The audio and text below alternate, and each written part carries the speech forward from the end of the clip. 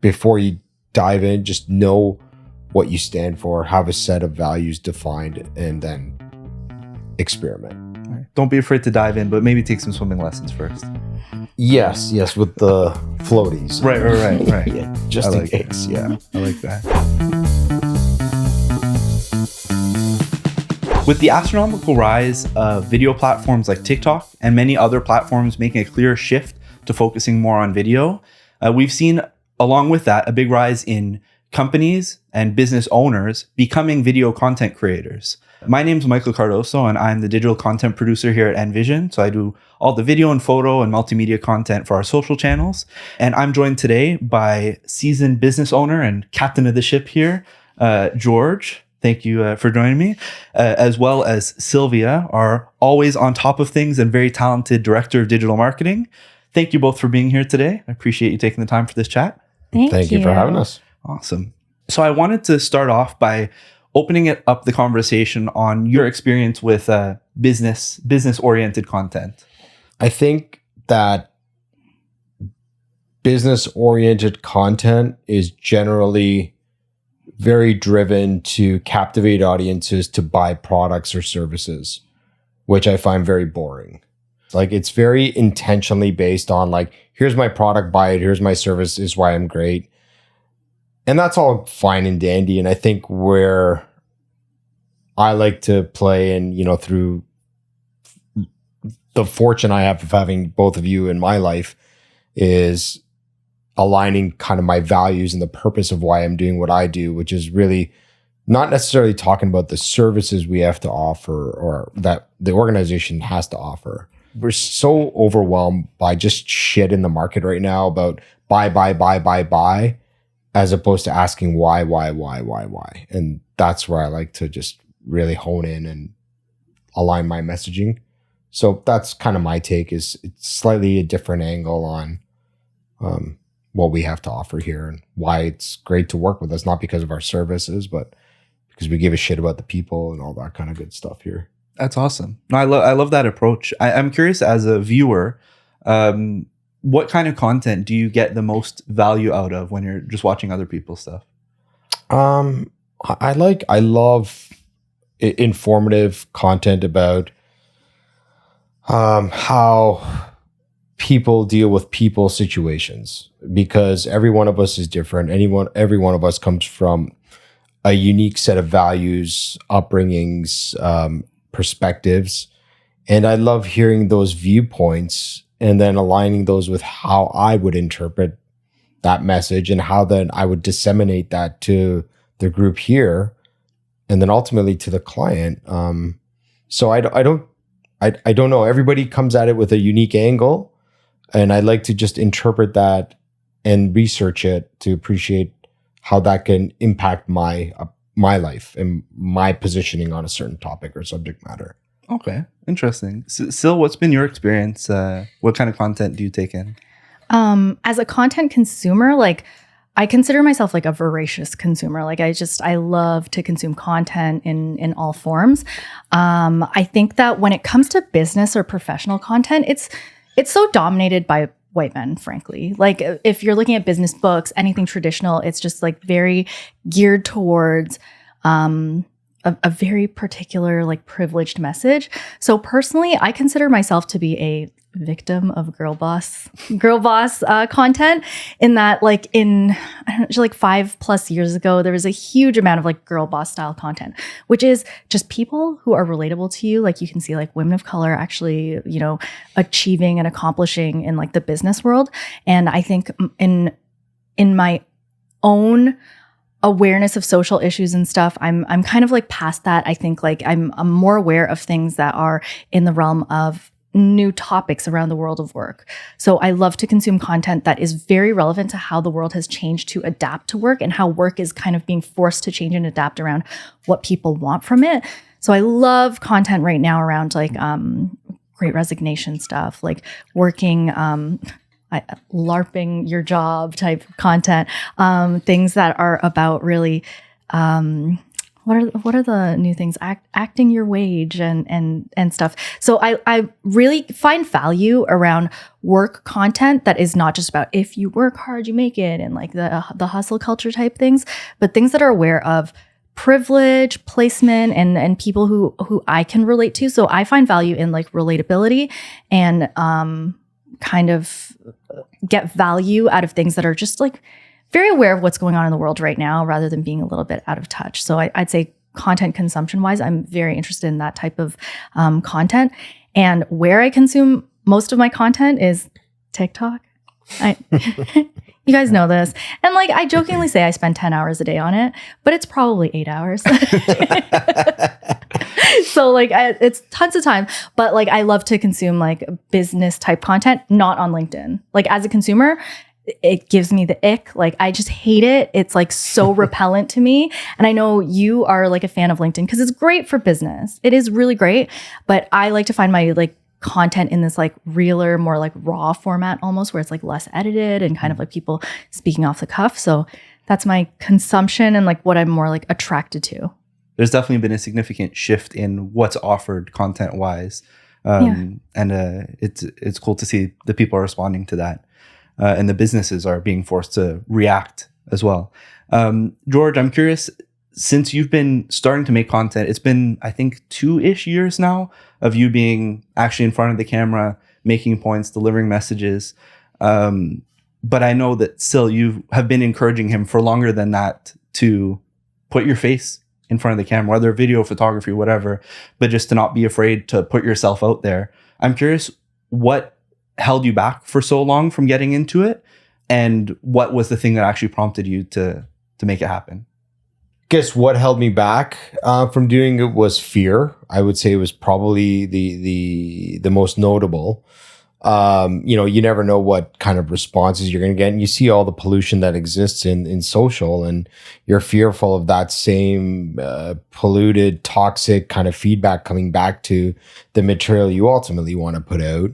So I would say fear was probably a big thing. Also, there is something to be said about not knowing who you are, really. And I say that with respect to, truthfully, I'm quite confident that I have a lot of introverted tendencies about me. And as much as that seems hard to believe, I still feel there's something to be said about, certain things to be kept to yourself. There's a shyness to me that a lot of people don't know about. But I had to overcome those barriers because I also knew that if I was going to make a go and at this agency and see it through to success for the betterness of everyone here, I also had things that I wanted to share, whether they be in the world of business or marketing. The only way I felt I can get that out was through video. And so, for the past 4 or 5 years, there's been a lot of experimentation, good, bad, and ugly. And every one of those moments have been learning experiences. So I got into it with no ulterior motive other than to help myself get out of my introverted, kind of secluded, shy ways, and to put myself out there a little bit more and see what that felt like. And truthfully, I enjoyed it. Like it was great to get feedback. It's great when I'm out in the community and people are talking about the videos and how it's helped them get through something, whether it be business or personal. So that in and of itself has been gratifying for me. So it started off as I'm not sure if this is for me, and it ended up becoming like, I think I can do this and get better at it. Mm-hmm. When I joined the agency just over 2 years ago now, you were just at the beginning of getting into it. I think the first project I had, or like a little test run of a project, was you had filmed something at home. This was like during like peak pandemic times, and you had sent me a bunch of footage and some assets, and you said, can you like cut this together into a video? And it's been so cool to see over the now 2 years how you've transformed from that like shy, just trying to figure it out kind of personality to now I think you're starting to really develop your video persona. And I don't say that to say that you're any different in real life, but that you come across like you know what you're talking about and with confidence. And I think it's been cool to see Thank that goodness. develop over time. No, truly, it takes time though. It's not easy to For sure. not easy to get over that hurdle. I think like one of the hurdles though too was when I was saying like all those years ago, we just need you to, I said like go live, and you were like, no, not live. Like I would never go live. It was like going to be pre-recorded. It was you and like your camera in like whatever room in here in your house, and you would record it. But I remember like your discomfort with doing it, and like it was coming across on film. Yeah. And I think like for you, that barrier almost was like, I think it needs to be more professionally done. And at that time and at this time too, I'm like, it never needs to be. Like people are not looking at the quality of it. They're looking at like the value you're giving and like what you're saying. But it had to get there through means of like professional production at first.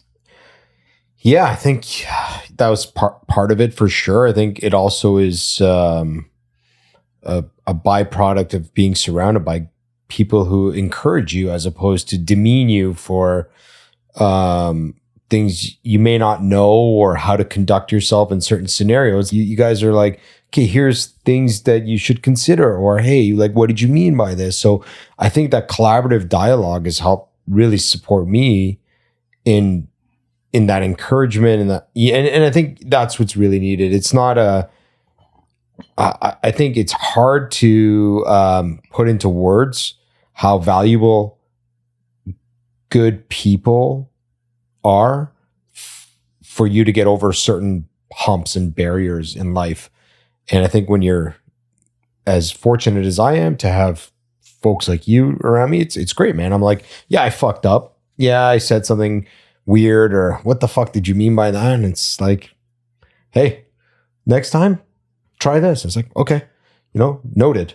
Mm-hmm. I think a lot of the fear and the challenges around that have to do with the fact that a lot of content creators, especially in the current generation, grew up from a young age making videos with their friends or stuff that wasn't to be taken seriously. And they made those mistakes before it was important. Having those stakes of being like, now I'm talking to an audience of people that I'm trying to potentially sell services to in the future or build connections, professional connections with. I think a lot of the fear must come from that. Like you're jumping into the deep end. You're not getting to learn how to swim first. You've been thrown in. Yeah, and I'll give you like, it's not so much because I've kind of articulated like where I come from and my background and my fears of kind of diving into this. I'll tell you the experiences of the clients I speak to who've seen our videos and they're like, I want to do that. And I want to create videos. And I give them the same advice as Sil gave me years ago. And it's just like, just get in front of the camera. And if you don't do it, you're never going to experience what that failure is going to feel like. And truth be told, it doesn't hurt that bad at all. It really just becomes a learning moment if you allow it to become a learning moment. Mm-hmm. So, I take many of our clients who digest our videos and give me feedback and then come to us and say, I want to do that. And all I say is, okay, you've never done it. And this is how I started. I picked up my iPhone or Samsung or whatever Pixel device, and I just recorded my first video.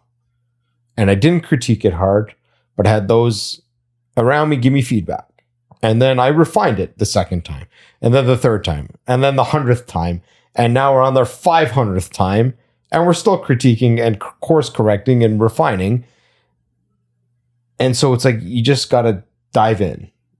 I think like realistically too, for a lot of business owners, like even with our clients with huge businesses, their own personal following, it might yield them 100 or 200 views. Right. And that 100 or 200 views is not to some peanut gallery. It's mostly people they know. Right. And there's no reason that people that you know would be condescending towards that they would have negative comments. For the most part, they're so encouraging. And from what we've found from all of our social data, like for NVISIONs, is that anytime that people see particularly your face, George, or anyone in the agency, it really resonates with them. They just want to see us as people and hear what we have to say. And the fear that the whole world is going to see it. Virality is something that is so sought after and so chased that is so unlikely that these little business videos that we're making are seen by a very large audience, right? Like, we are not making these thinking that like millions and millions of people are going to see them. But that audience gets built over time and consistency. And truthfully, who gives a shit? Like, if millions of people don't see it, who gives a shit? If your video can have a positive impact on one person, just one human being, that makes that recording, that opportunity that you took to do that message, create that message, that much more worthwhile. Like, to me, that's all. I don't even look at the numbers anymore because I don't care. Like, I used to at the beginning because I thought the same thing. It was like, this thing needs, if I get 25 views on this thing, God, am I a failure? And it's like, fuck that. Like, I don't give a shit. If 2 people see it, great.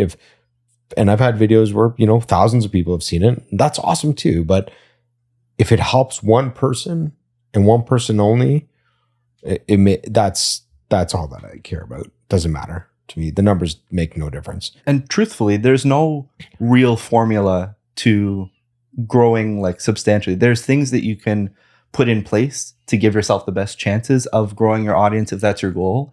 Or to get lots of views. There's shortcuts to it. There's a whole bunch of things, but there's no like tried and true method to like consistently gain or grow an audience. So to fault yourself for not immediately having that big audience is, you're only doing yourself harm. So I love that approach of truly just, if I can impact one person, then that's a net positive. I love that approach. Still, I was wondering, obviously we brought up before that you had been pushing for George to get in front of the camera for live videos or just any sort of content. Outside of the context of this business, what benefits do you see for businesses who are willing to put in that time, effort, and investment into creating content? The biggest thing in content marketing is like, content is king, right? And content is such a broad term. It used to be blogs, it was copy, it's images, it's whatever. And we see a lot of clients ask us for very specific things. Like, clients always come to us very tactically minded. Mm-hmm. So for a long time, it was like, video, can you help us with video? Now, like, you hear here and there, like clients saying like, we need TikToks, right? All of it, bottom line, is still content marketing. And the approach in which you take content marketing it's like the main facet of content marketing. You just want to give people value. If you can show that you are giving that target audience, that person that matters to you, that person that is your possible client, your possible employee, your possible whatever it is who you're trying to appeal to, if you can give them value, then you are showing them that you are giving generously. There's so many frameworks out there about like give, get, or like punch, right hook, or like what is that one? Like, I don't know. You know what I mean? I've never heard of punch, right hook. I don't know. There's like a lot of like different frameworks around like how much you have to give, or like you have to give like 3 things before people are going to be like in your funnel and want like, right, and give you something back, which is like be a lead to you, right? It's the benefit is you are making yourself top of mind. You're making yourself the thought leader in your particular industry.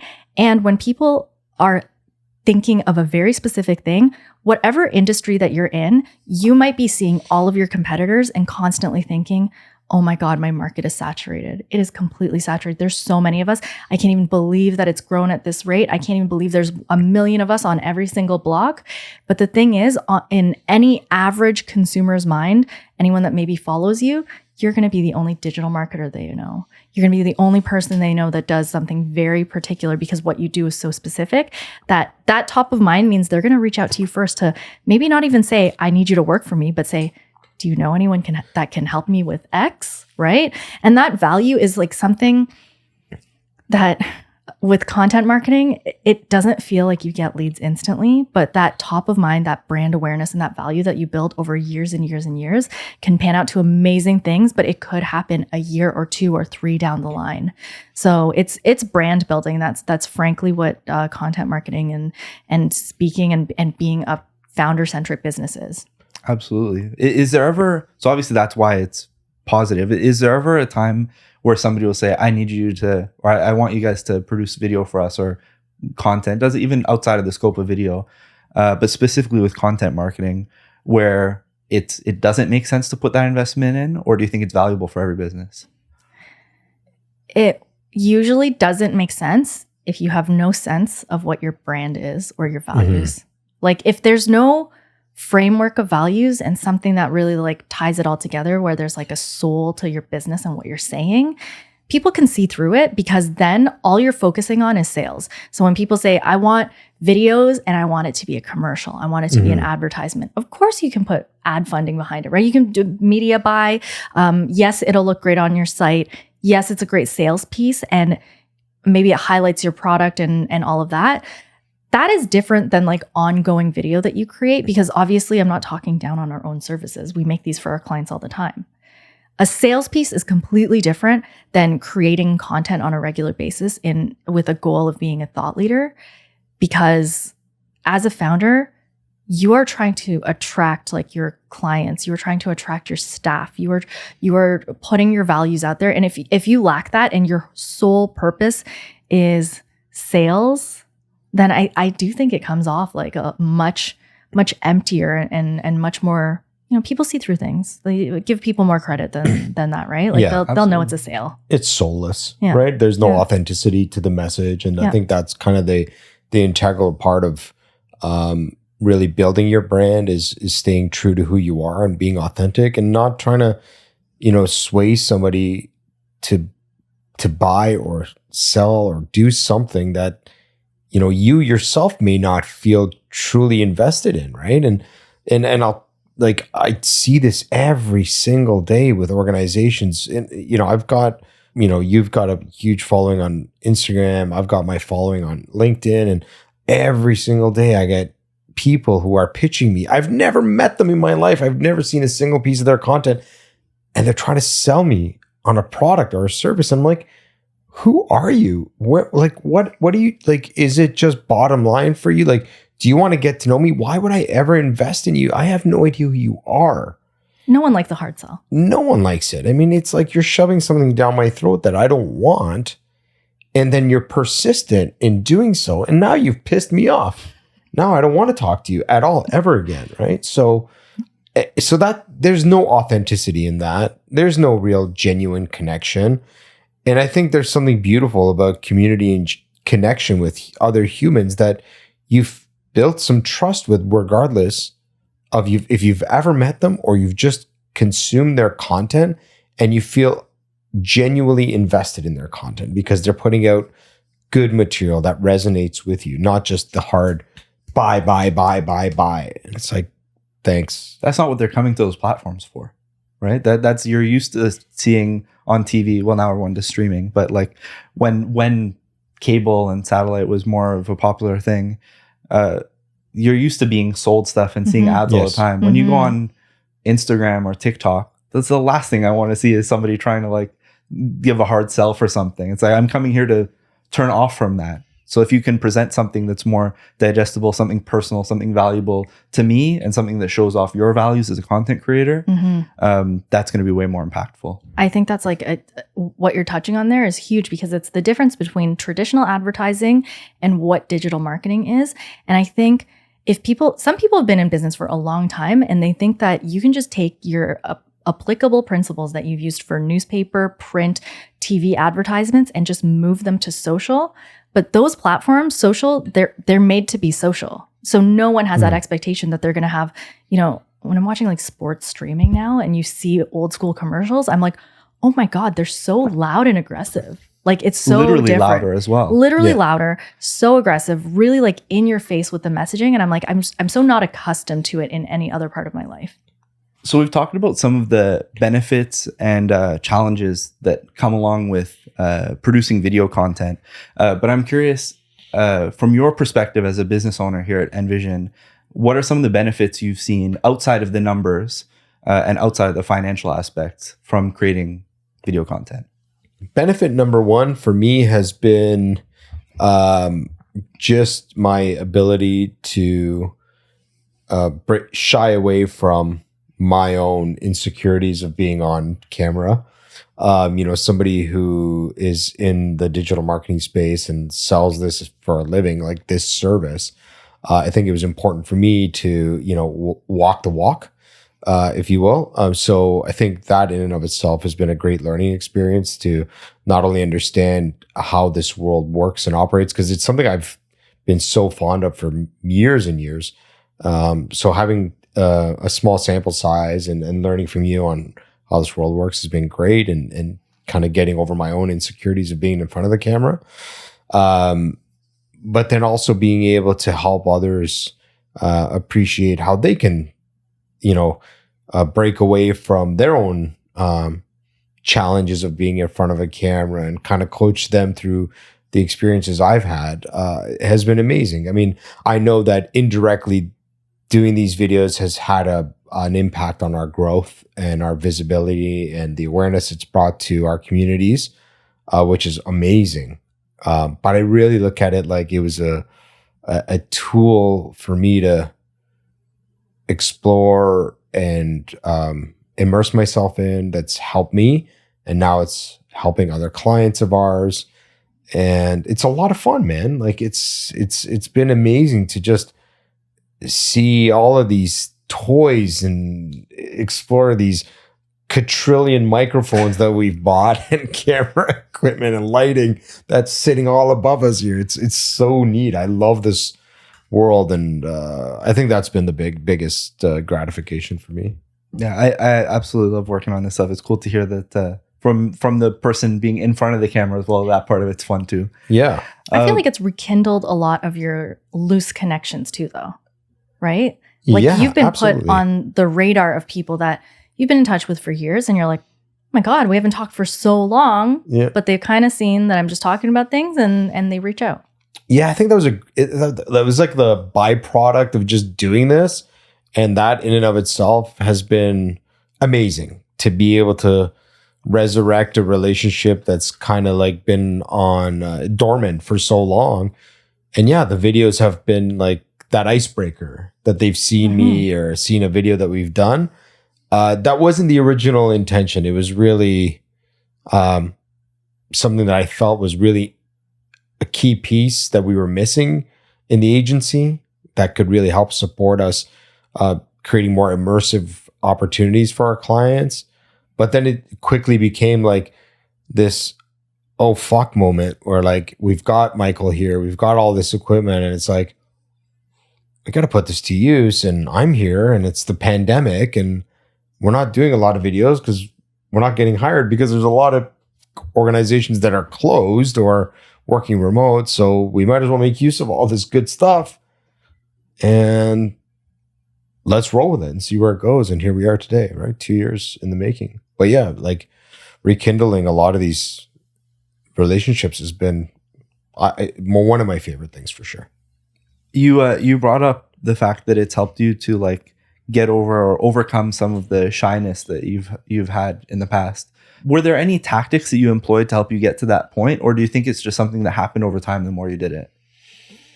Good question. I don't think that I put a lot of thought into it other than just to throw myself into it.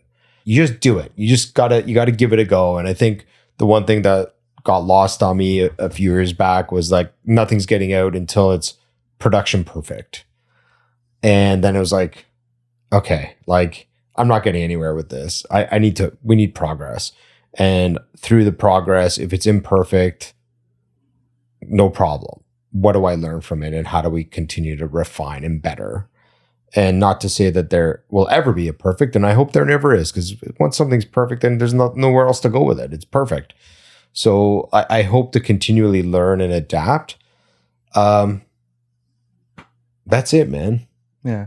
So like having that foundation of understanding your values and who you are as a business owner and as a person, combined with being okay with it's not going to be perfect. It's been the and I think that's got to be okay for everyone to explore and experiment, and like, and I think we try to insinuate that and kind of communicate that to our clients too. Like, marketing is a giant hypothesis, and we do our best to do all the research and due diligence, but there's no black and white or guideline to say, here, do these things and your outcomes will be X. It doesn't work that way. And if you don't do exploration, and yes, we're not doing this Brews and Buzzwords based on just some false notion or some, pie in the sky ideas. Like, we've thought about this and planned this out so that we could do it well. But I don't know if 2 people watch this, or 200 or 2,000 or 200,000. We don't know. But that's okay. It doesn't matter, because we're putting our thoughts out there as leaders in our space, and hopefully it resonates. And if it helps, again, that one person, that's all that matters to me. I love that. Love that. We talked about making mistakes and being okay with making mistakes as a content creator. But still, I'm curious from your perspective, from more of a strategic point of view, are there any pitfalls that you really do want to avoid when you're getting into content creation, and how do you mitigate those? I think for the most part, like on social channels and stuff, what's expected is sometimes going to be technical errors. You can get weird things with like mistakes in something that's stated, wrong captions, like just like little things like that. And I think people are fairly forgiving of those things because of how ephemeral social media is, how quickly things move, and how, of this one video that maybe took you so long to put together and present, it's like one of 200 things that people have looked at that day. So they're not really going to think that much about it. I think the big mistakes that we never want to tread into or make are getting into anything and saying anything wrong that is going to get you in legal trouble, anything that's like, a political opinion that is not aligned with your business. So when you tread into those areas, I really stand by having core values that are stances that you are taking and that you are firm in, that are never changing. Now, all of that said, if there is anything that gives you backlash, it doesn't automatically mean that you did the wrong thing and that you delete it. I don't think doubling down is the right way of going about things either. But if there is ever like correction that's given to you, like take consideration, talk to the people around you, see if like you did make a mistake. And if it's something that warrants like an apology or a fix or a change or deletion or something. But the fact that you're willing to try and make a change is all that the internet asks of people, right? Mm-hmm. Totally. I think a lot of people get very scared of whatever you want to call it, like cancel culture, whatever. People get scared. Oh, what if I say the wrong thing and everyone's going to be after me and I'm going to lose everything? But truthfully, I do believe that most audiences are forgiving if you are willing to admit that you like made a mistake and take corrective action, or do your best to educate yourself and do better next time. Yeah. Nobody's going to hold, like, unless you did something that's directly harming a lot of people, you're not going to like be shunned off the internet forever, right? So being willing to make mistakes, but being willing to take accountability for that. I'm curious more on the technical side. We've talked about things not needing to be perfect and finding sort of a balance between effort and output. Do you have any tips for businesses that are getting into content creation to help find that balance? Yeah, I think like the funniest thing is, like, I know you're on TikTok, you're there for a bit and you're like, this is a lot. But the things that perform best are the most like accidentally recorded things, the things that like somebody's just like literally sitting on a toilet and talking, like it's just like, it's honestly the lowest effort things sometimes are so real, and you feel the authenticity in somebody just like needing to say it so quickly that like that works. So that's all the way on the side of like zero, absolute no effort. Here, where we've got like, I'm looking at like 4 cameras, microphones, lighting, and everything here. Obviously, it's a lot of effort. The balance between those two is like, if you're just starting and you want to find your voice, go the TikTok route, right? Go the stories route. Stories literally disappear in 24 hours.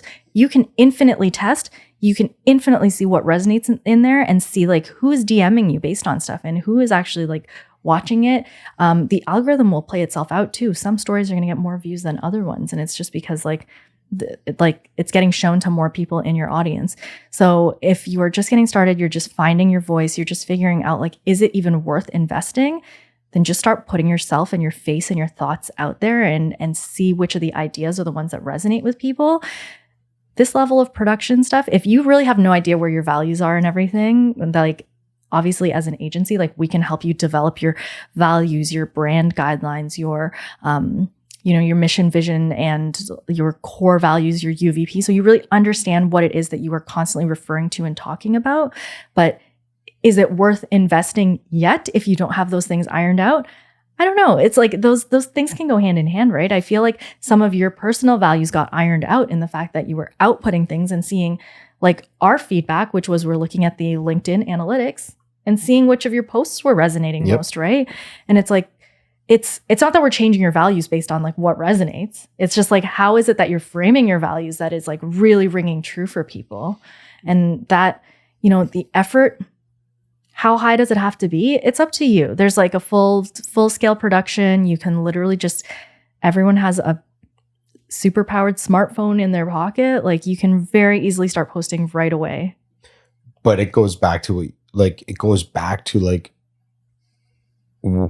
what are your values? What do you stand for? Because you can produce all the content you want in the world, but if it's just all over the place and doesn't align with what you're trying to articulate, you really have to sit there for a moment and say to yourself, like, what am I trying to achieve here? What do we stand for? Especially for organizations that, may have started much like we did, an entrepreneur with this desire to get this web thing going. And then, you sit there and you build these products and you're sitting there and trying to, land the next gig and make more money and bring in the right people. And then you say, okay, this cycle can last forever.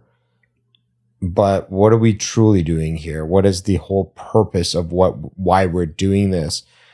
And having a moment to sit down, and it's not even just a single moment. It could be months of moments of thinking about this, which is so integral, will help you really appreciate everything else that comes after it. All the material that you're going to produce after that aligns with these core set of rules that you've applied to yourself and that you stand by, right? And I think that's something that a lot of organizations flaw. Like they don't sit there and actually think about it. Like we had exercises and dialogue and,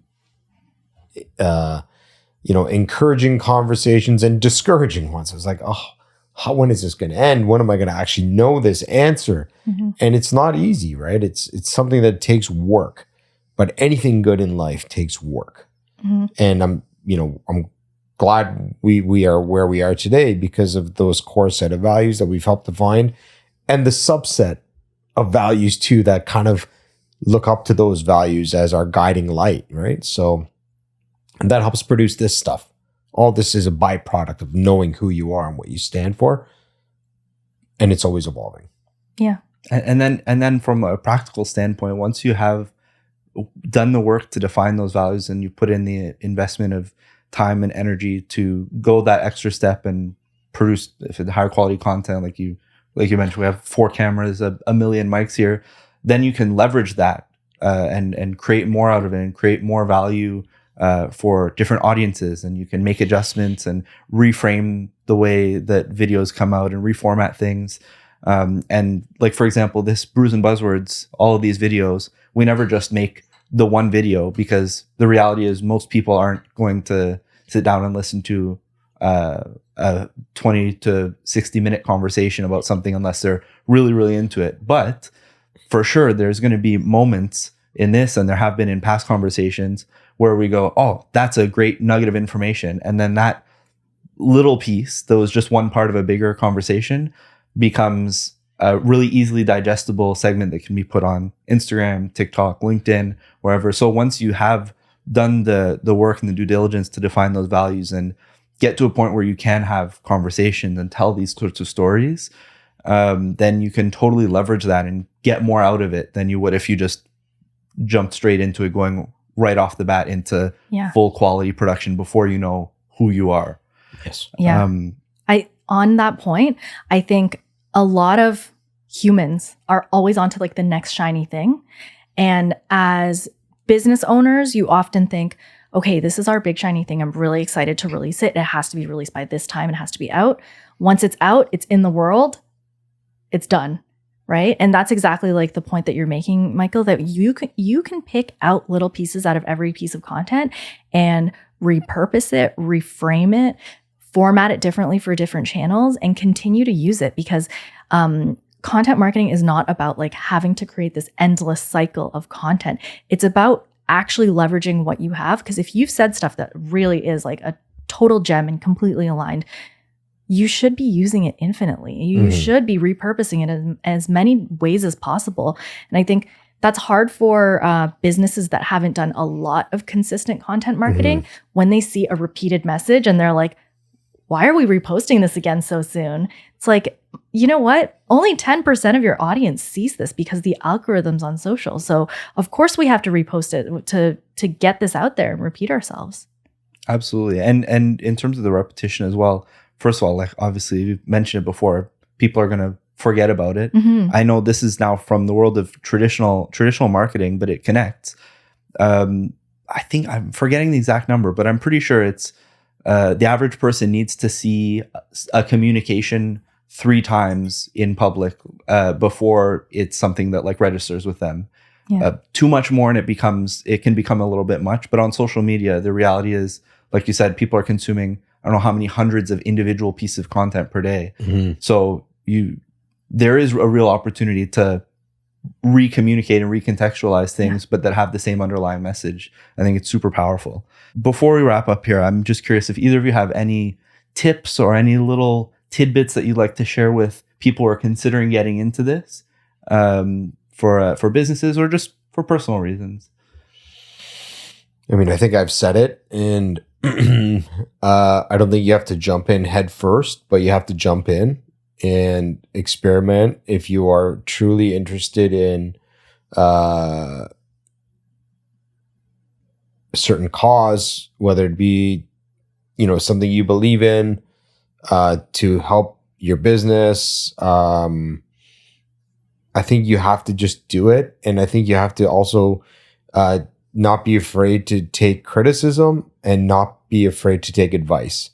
Because I think if people truly care about you and care about your, what your mission is, they're going to support you. And, but you're going to have your critics out there, and your critics have to be your best friends. I think your critics have to be the ones you listen to say, okay, what have I learned from this feedback? And not take it personally. I mean, again, I'm getting, the sample sizes of feedback I get aren't the millions and millions of hits that viral videos get, but I don't care about those. What I care about is serving my community and those around me. And the advice I've received is keep it going. And that's what I want to do, and just keep it going. But I would never have gone to that had I not jumped in. And I think that's what I would say, is just go for it. But under the undertone of all that, and before you dive in, just know what you stand for, have a set of values defined, and then experiment. Right. Don't be afraid to dive in, but maybe take some swimming lessons first. Yes, with the floaties. Right. Yeah, just in case. Yeah, I like that. Sil, any last notes or tips? Yes. I am often the person to talk to business owners. I'm doing the discovery interviews. I'm getting to know them and their businesses. And 99% of business owners are like, I don't know about my face being on my about page. I think it's really narcissistic. It's not about me. I don't want to be the feature here. I don't want to be the center of attention. I don't want my face out there. You should put it out there. I think the thing is, people connect to people. And when we're doing web development, when we're doing digital marketing, we are looking for faces that people can connect to. And if you don't have pictures of yourself, the people that work in your business, if you're not putting yourself face forward, your brand will have no human element to it. And we see so many websites that come to us prior to us redoing them, obviously. Yes. There are no faces to be seen. There's just no real identity or nothing human about it. And it's just so important to kind of get over that sense of like, it's narcissistic for business owners to do that. I don't know why everyone thinks that. And it's so common. And so we're in the place often saying like, please just trust us. Like it is so strong to have a founder story, a mission, vision, values, and have you on your socials, have your face there, have you talking. And the more past, just like headshots, you actually emoting and talking is so powerful. So I highly encourage it. If any business owners out there are thinking, it is selfish or narcissistic to put your own photo out there, it's not. People want to work with you, and when they're looking for service providers, they're looking for humans. And it shows that you're willing to put your face and your name to your product or service. It's not just some faceless brand that if they mess up, it's like, who do you point in a the finger digital at? world with so much SaaS and a lot of AI and stuff like that, people are just kind of like, am I working with a real person? So that's all. Yeah. Awesome. Love it. Well, thank you guys so much for taking the time to have this chat. I think it's been a great discussion, and I hope that the audience has been able to get something out of it. If anyone wants to reach out to either of you, where can you be reached? Right here on this blue couch. Or contact this company right there, NVISION.co. Awesome. Sil? Same. NVision.co. Great. Find us on the site. Awesome. Thank you so much. If you're interested in learning more, feel free to check out some of the other content on our channel or go to our website. And I hope everybody has a great day. Take care. See ya. Thanks for watching this video. If you got something out of it, please like, subscribe, or share it with your friends.